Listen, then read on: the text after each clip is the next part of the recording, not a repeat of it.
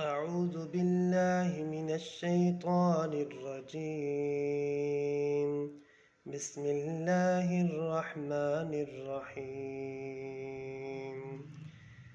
يا أيها الذين آمنوا استعينوا بالصبر والصلاة إن الله مع الصابرين. ولا تقولوا لمن يقتل في سبيل الله أموات بل أحياء ولكن لا تشعرون. ولنبلونكم بشيء من الخوف